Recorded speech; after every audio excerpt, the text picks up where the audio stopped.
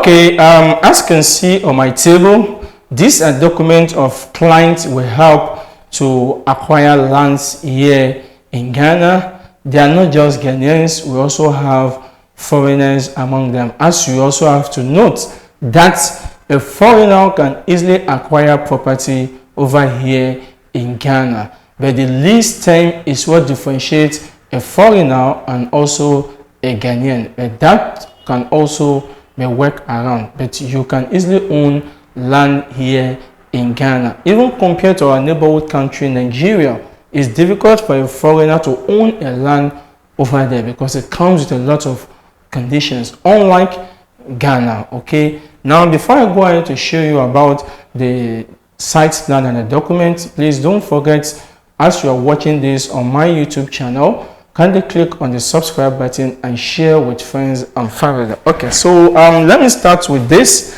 Okay, this is a site plan for a property at Kaswa. Most of the time people will tell you you can't acquire property in Kaswa. When you buy property in Kaswa, it's problem.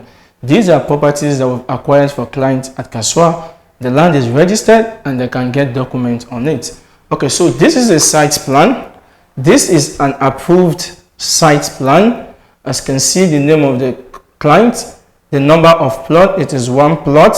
This is the approved number. You can see the coordinates. Now, when you are given a site plan, there are some that they are not approved. If it's in Accra, you have the barcode. But in Central Region, this is what we have. This is how it looks like. You have the director will put the signature there, a certified surveyor. You have the approved number that's already registered on the system over there at Cape Coast. Now, on your site plan, this coordinates is very, very vital. This is showing the points of the 4 angles of your land, and this has to tally with what is going to be on your indenture, because this is a deed of assignment. It is someone that owns the land and they are assigning a portion of the land to you. So this is indicating the portion where it is being allocated to you. And the thing too is that this thing can easily be even plotted from the Lands Commission, and they'll be able to tell the exact location of this place. And also there is a way the surveyors too also used to pick the site plan. They used to use some kind of an angle. That's, for example, they can use like Winneba, whereby from Winneba to where the land is, they can tell you the number of feet. Even if someone at that place at Winneba and the person plots these 4 coordinates, the machine will take the person straight to your land. So these coordinates are not just numbers. This is what is stating the point in which your land is being located. Okay, so you see, it shouldn't be tampered, it shouldn't be altered. When any alteration comes on this, it renders this site plan invalid. So you also have to be aware that when you are doing your site plan, it comes in 6 copies. So as you can see, this is 6 copies for a client.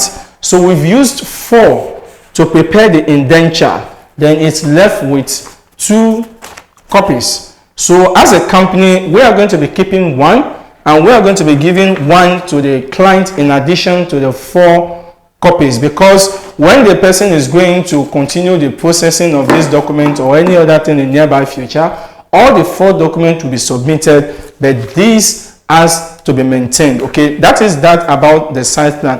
Now, when it comes to indenture, the indenture is just an agreement between the person that is selling land to you and you that you are buying the land. So this document will tell you the history. Where is the person getting the land from? Who sold the land to that person? And it will also show that that person has been given that land, and the person is having a right to also sell the land to you. So the person that the person is buying it from, let's say our company, who we are buying it from is there, then we that we are selling to you to has to be stated there. After that, you need to know the on-expiry times. As we told you, all land in Ghana are leasehold. So from 99 years, a land that has been registered in, let's say, year 2000.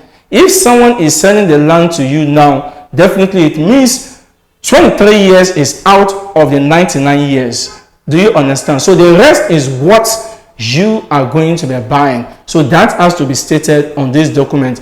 And the funniest thing, even if it's not stated, when you get to Lands Commission, when they plot these coordinates and the details, it will tell them the number of expiry time or number of years that is left on the registration of that land. Okay, so another thing too that this indenture is for is that it states some terms and conditions.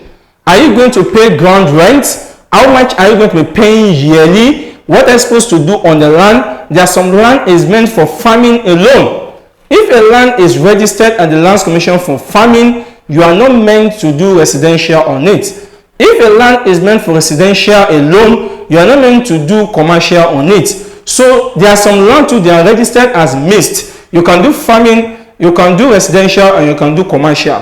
But now, when someone is selling a land to you, the person will indicate that this land is only for residential, or the person will tell you this land is only for commercial, or they will tell you it can be used for farming, residential, and commercial. So you have to go through it. If it's stated that you have to use it for only residential, this is binding you that you shouldn't use it for commercial purpose. So to be stated there, is there any money? When are you going to renew the land? How will you go about it? It's always stated in the indenture. That's what the indenture is meant for. Now, there's also a part in this document that is very, very vital. Now, that part is all about the schedule. They will tell you the schedules here when they refer to us. You see, I show us something on the site plan. You see these coordinates, the numbers of the 4 angles of your land must tally with what is here. It's very vital. If it doesn't tally, then there will be a problem when you take your document for further processing at Lands Commission, or when you want to sell and transfer the ownership to another person. So make sure when they give you your document, check the coordinates, the fits on this site plan must tally with what you are going to be having on your indenture or deed of assignment document. You see, then your site plan will come. Then next is the signature.